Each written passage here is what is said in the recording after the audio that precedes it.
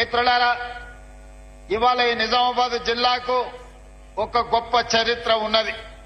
ఈ చరిత్ర గురించి ఈ రోజు మనం మాట్లాడుకోవాల్సి వస్తే నా కోసం మొత్తం తెలంగాణ రాష్ట్రంలోనే మొట్టమొదట కదం దొక్కేది నిజామాబాద్ రైతాంగం. ఇక్కడి రైతుల్లో ఉన్న చైతన్యం, ఇక్కడ రైతుల్లో ఉన్న పట్టుదల పోరాటం దేశానికి ఆదర్శం. అందుకే ఈనాడు రైతాంగ పోరాట పటిమ ఉన్న ఈ ప్రాంతంలో గొప్ప నాయకత్వం ఉన్న కాంగ్రెస్ పార్టీ ఈనాడు గెలవాల్సిన అవసరం ఉన్నది. ఆనాడు ఎట్లయితే డాక్టర్ వైఎస్ రాజశేఖర రెడ్డి గారు డి శ్రీనివాస్ గారి నాయకత్వంలో వాళ్ళిద్దరి జోడీలో 2004, 2009 ఎన్నికల్లో కాంగ్రెస్ పార్టీ అధికారంలోకి రావడం మనం కళ్ళతో చూసినాం. అందుకే ఈనాడు ఖచ్చితంగా నేను ఈ వేదిక మీద నుంచి తెలంగాణ సమాజానికి మాట ఇవ్వదలుచుకున్నా.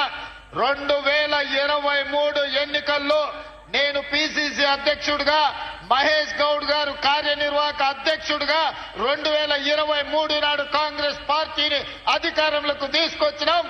మళ్ళీ 2029లో మహేష్ గౌడ్ గారు పిసిసి అధ్యక్షుడిగా, నేను ముఖ్యమంత్రిగా, ఆనాడు డాక్టర్ వైఎస్ రాజశేఖర రెడ్డి, ధర్మపురి శ్రీనివాస్ గారు రెండోసారి ఏ విధంగా కాంగ్రెస్ ను అధికారంలోకి తీసుకొచ్చిండ్రో మళ్ళీ తెలంగాణ రాష్ట్రంలో రెండోసారి అధికారంలోకి తీసుకొచ్చే బాధ్యత తీసుకుంటాం.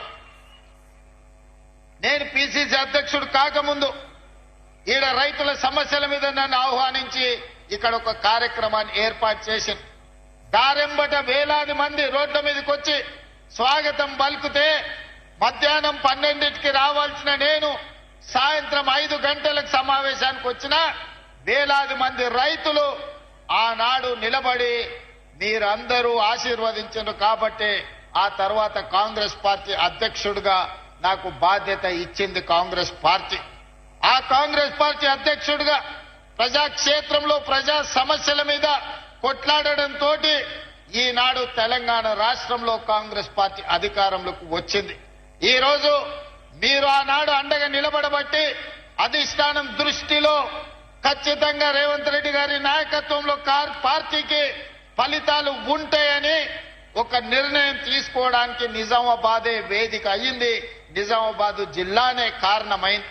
అందుకే నా మనసులో ఎప్పుడు నిజామాబాద్ జిల్లాకు ప్రత్యేకమైన స్థానం ఉంటుంది.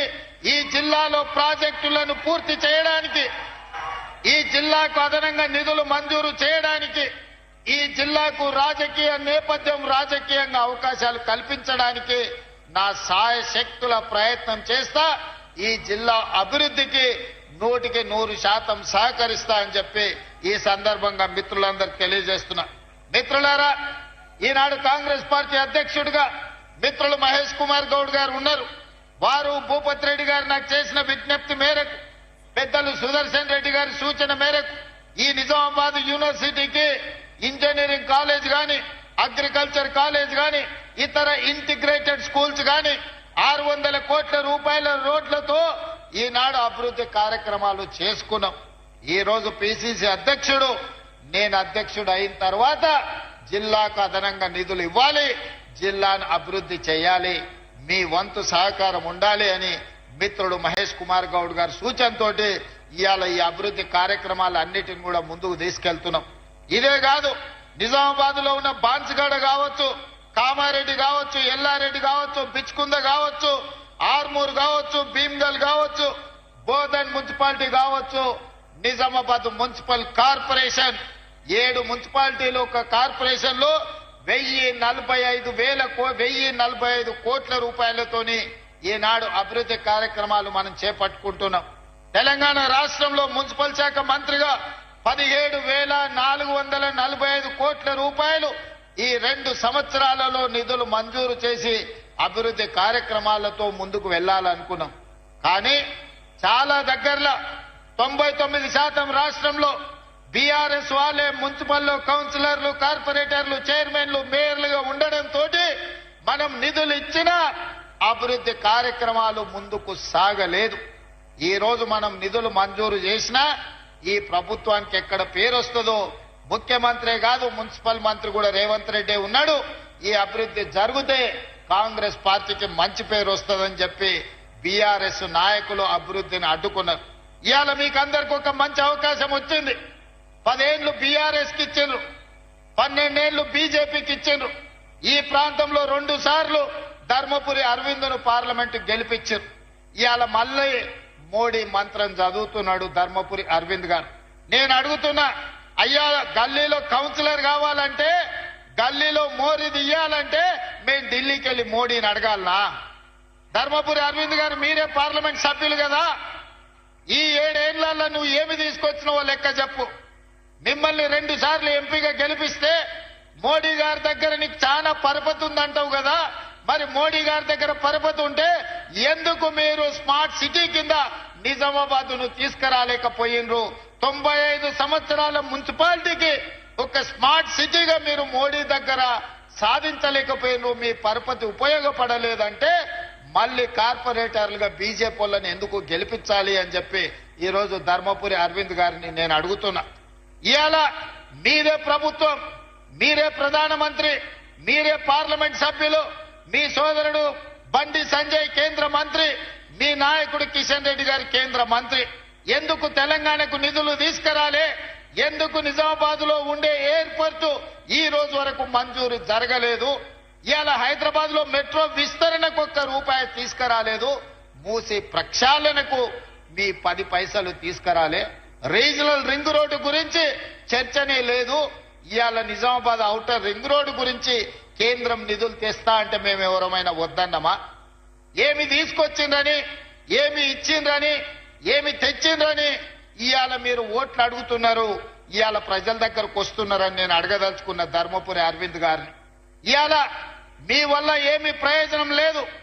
3 సార్లు మోడీ ప్రధానమంత్రి అయినా నిజామాబాద్ స్మార్ట్ సిటీ కాలేదు అని అంటే నీకు ఇచ్చే ఉద్దేశమే లేదు.